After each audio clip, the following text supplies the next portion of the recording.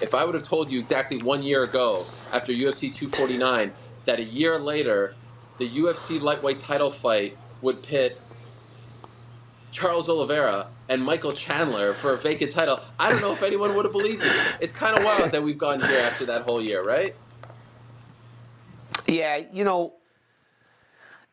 Tony Ferguson and Justin Gaethje were so deeply entrenched in the title picture that it's hard to imagine. Fast forward 12 months and you get Chandler and Oliveira. But the reality is, these guys are deserving, especially Charles Oliveira, right? I love Michael Chandler.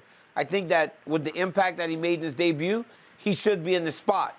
But Charles Oliveira has looked like a savage. I mean, and for DuBronx to do what he did to Tony Ferguson, we sat up there and said, when the title fight happens, it should involve Charles Oliveira. So it makes me happy that he's getting his opportunity to become UFC champion. But he has a very difficult fight in Michael Chandler. I mean, big time fight. I can't wait to get to Houston. I know you guys all want to make fun of my Rockets, but I'm excited to get there. I'm excited to be in the Toyota Center. I'm going to go to practice. I'm going to go see the guys because guess what? You don't want to be there when it's good, and then when it gets bad, you just kind of go dark. No, man, it's still one mission. It's one mission out of Houston always. And I'm going to be over there giving the guys support, mental support, physical. I'm patting them on the back. And you know what? We're going to go on to the draft and hopefully come back around next year. Let's remember, Ariel, the Knicks were terrible for the last decade and a half. So let's not go 2 decades. You've been terrible for 2 decades. And look at you guys today. So we're not very far off.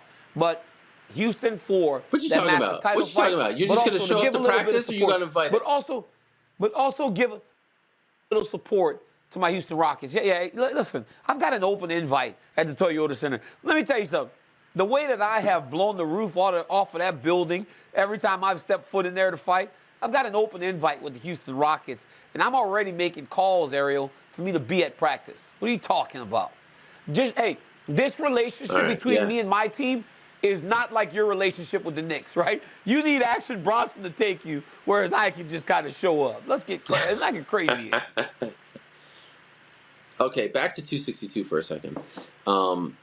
It is a phenomenal story to see Charles Oliveira, a guy who debuted at UFC on Versus 2. DC, Versus isn't even a channel anymore, for God's sakes. That's when he debuted. 2010, this guy debuted in the UFC. And to see him 11 years later turn into the fighter that he's become, nothing short of amazing. And we were worried there for a second that he was going to get boxed out of the title picture. And so I'm really happy to see this guy who had weight issues and wasn't really quite living up to his potential and our expectations, to see him turn into this. And then you have Chandler. I mean, it's a great fight. It's an absolute great fight. Now, is it the classic grappler versus wrestler matchup that ends up turning into a striking match? Like, do you think, as we look at Charles Oliveira and his boxing and his improved striking, do you think that this is one of those fights that will be contested on the feet, or do you think one of these guys and their dominant style will be able to overpower the other and get it to the ground?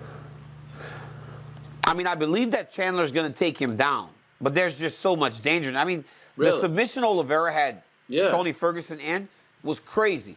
But it's about picking your poison with Charles Oliveira at this point because his striking is just as good as his grappling.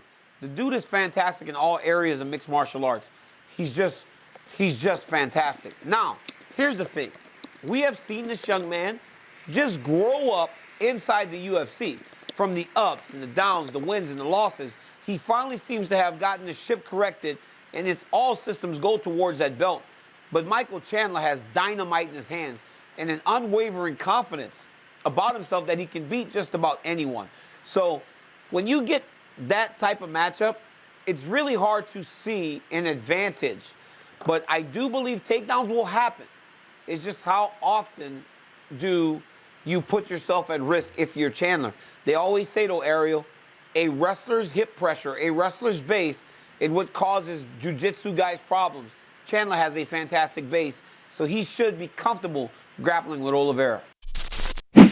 Thanks for watching ESPN on YouTube. For live streaming sports and premium content, subscribe to ESPN Plus right now.